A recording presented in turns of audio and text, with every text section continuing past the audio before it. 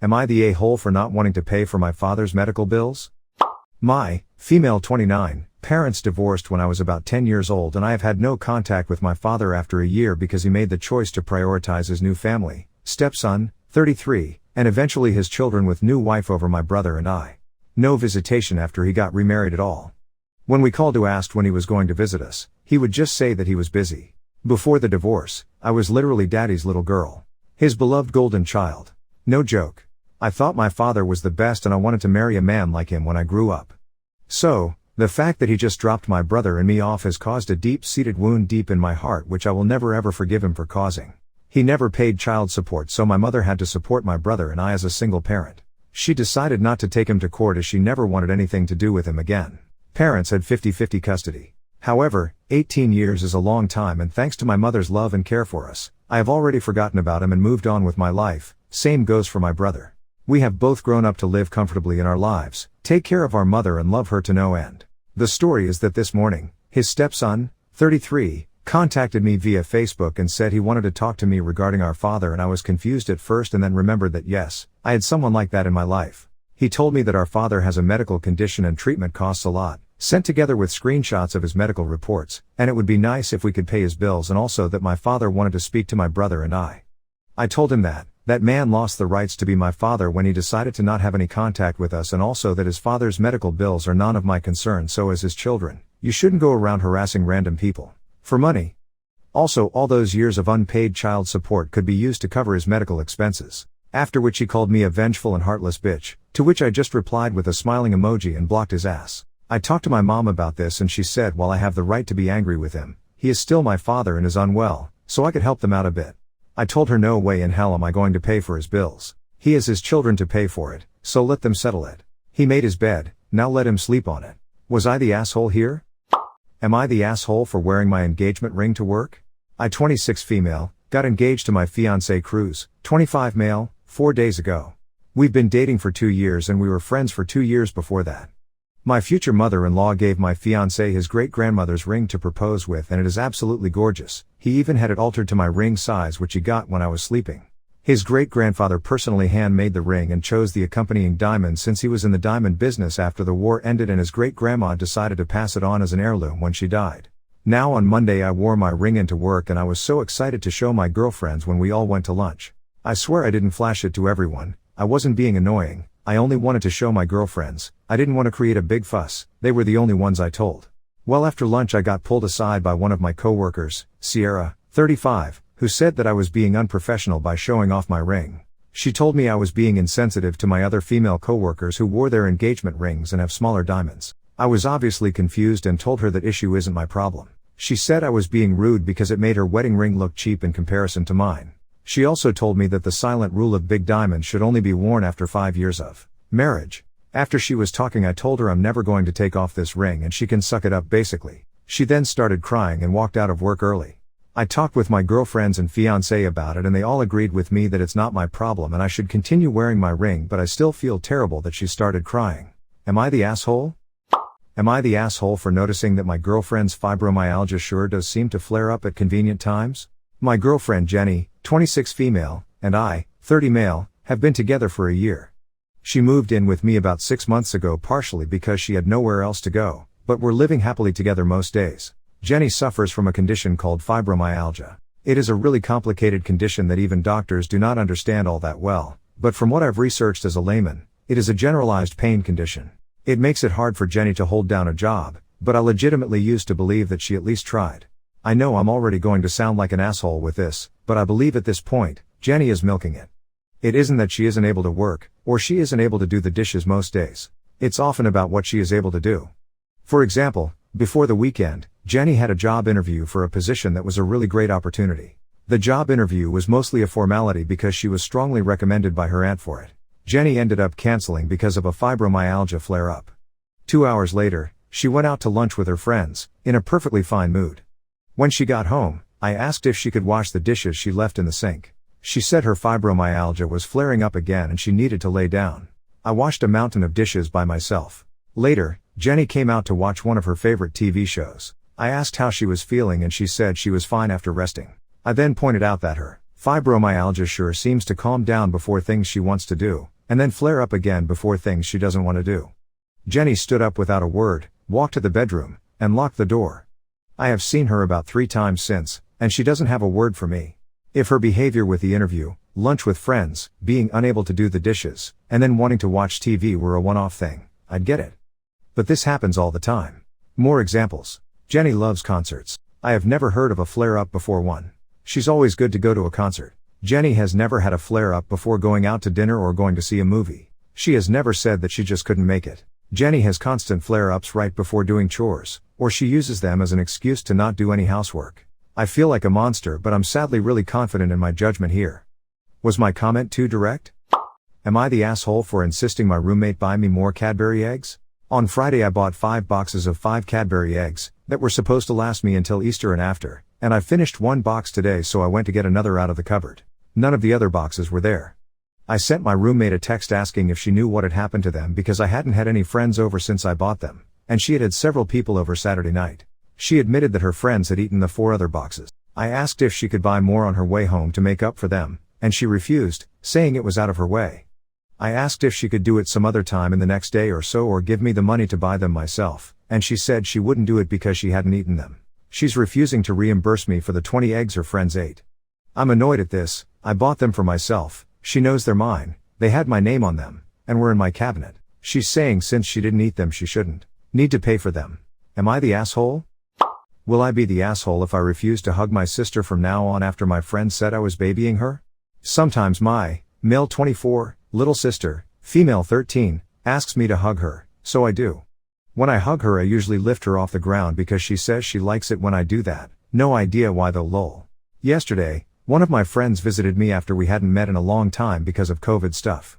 My sister came into my old room where I was hanging out with my friend. I was visiting my parents and sister at their house since I only live 30 minutes away from them, and she seemed sad. I later learned that she got a bad grade in a science test, so to make her feel happier, I hugged her and lifted her up from the ground when I hugged her.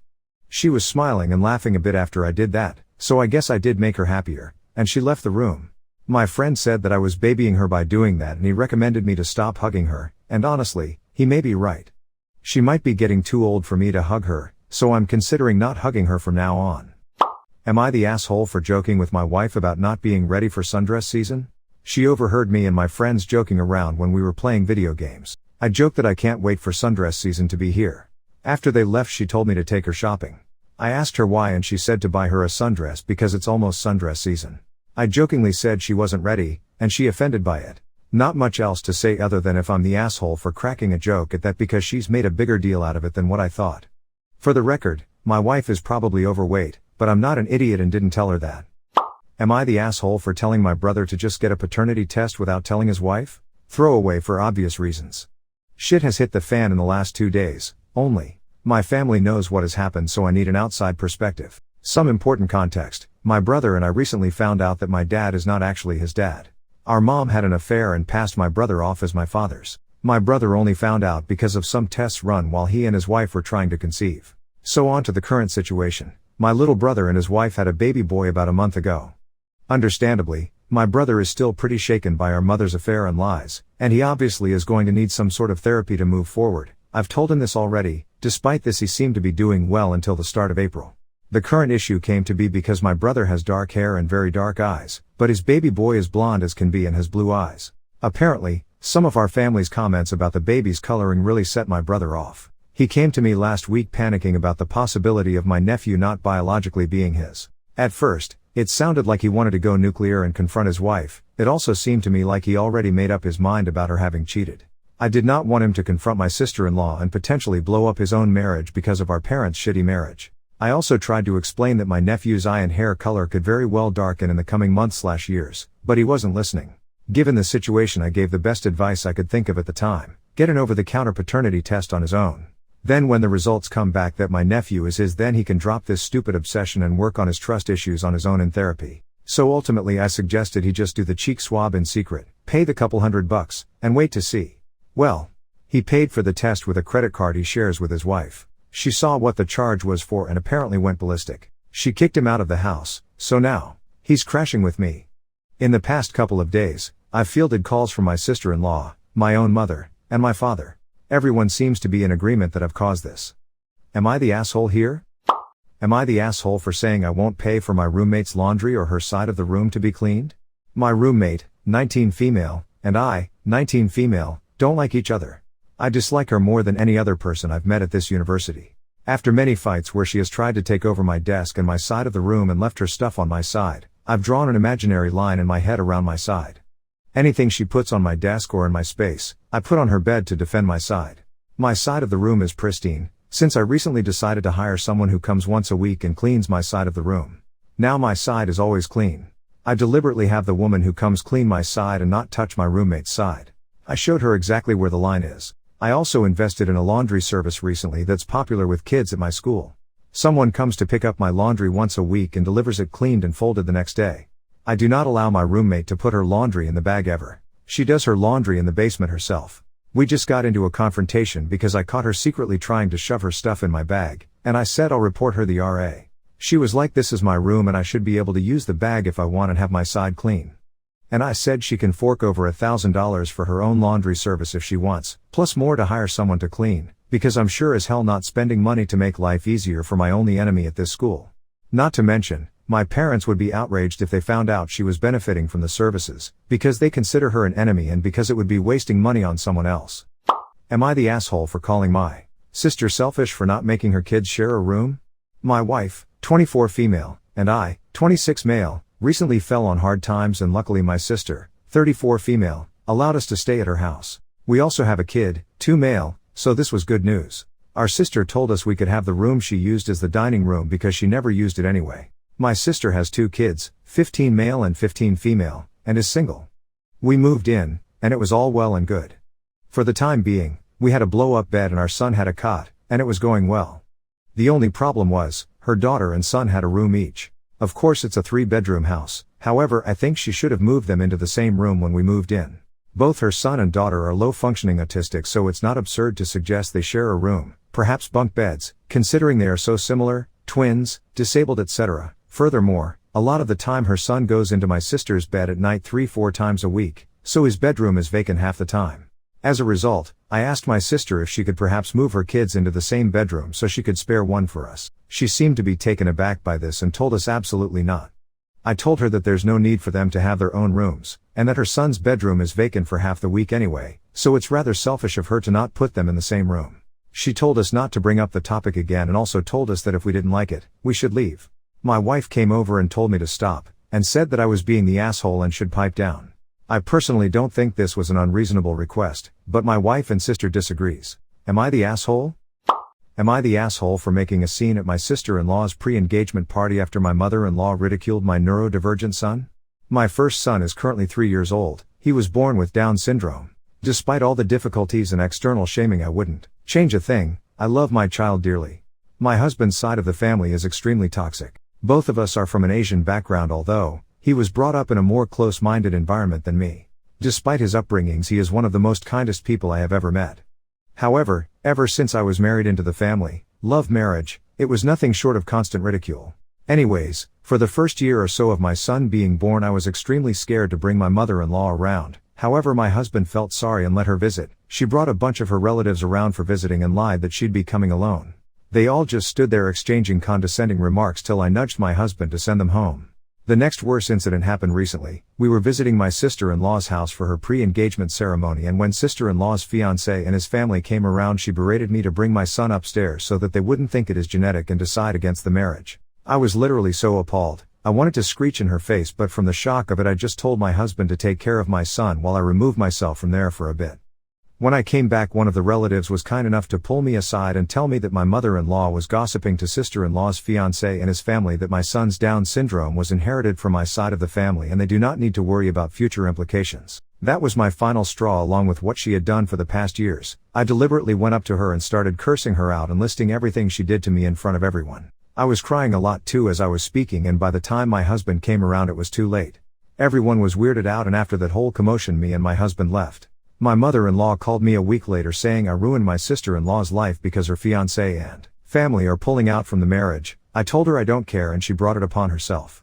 I also told her that I am completely cutting contact with her. My husband is on my side, and she is not allowed to see my son or my second child ever again. She retorted back, cursing that she hopes my second child would also be born with Down syndrome. I'm pregnant as of now, and I'd be miserable. We had a back and forth after that till I cut the call. I don't feel 1 ounce of regret for what I said to mother-in-law, but I feel terrible for sister-in-law and the fact that I ruined her marriage. It was an arranged one, which is why it is a big deal. I wish to apologize to her sometime in the future, but I am scared and honestly need some time to sort through what happened. Need judgment on my actions. Thank you. Am I the asshole for saying thank you to my mother-in-law after she very clearly told me never to speak to her again? 7 years ago when I got married, mother-in-law and I got into a huge fight over her bringing a date to the wedding. I wanted to keep things small and personal, and she wanted to bring a date. This fight really escalated into craziness and tore the family apart. She didn't speak to her own mother for 5 months, got in a screaming match with her son, and she ended up not coming to the wedding. Mother-in-law told me very clearly to never speak to her again, so I respected that. We still see her sometimes if we are at the same event, but we have literally never spoken to her again. She doesn't speak to us. My oldest child is aware that she is her grandmother, but my younger one doesn't even know who she is. She has a husband I've never spoken a word to. I don't really care if she doesn't. Recently we had a family function and my younger child had a medical emergency. It was the scariest moment of my life, but mother-in-law was able to do compressions on her. She is an ER doctor and I'm so beyond thankful she was there. I did say thank you in the moment, but I wasn't sure if she heard me. I went over to her after and said that despite everything between us I just wanted to say thank you. Mother-in-law was standing with her brother who said, "Didn't she tell you to never speak to her again?" Mother-in-law got an attitude and said that she would have done that for anyone because it is literally her job and she doesn't need to be thanked, and felt it was performative. Mill's husband, who I've never talked to in my life, snapped at me and said you don't need to thank someone for doing their job and that I have a lot of nerve talking to her. I was shocked they were being so rude about it. Mill's dad tried to brush it off and said she had social anxiety. I won't say she doesn't, but this is the first time I am seeing it or hearing about it, and that they were just acting like that because she was stressed having to talk to me, but I'm not sure if I really believe that. He also said what I said was weird because it implied that she might have just let her die because of our issues.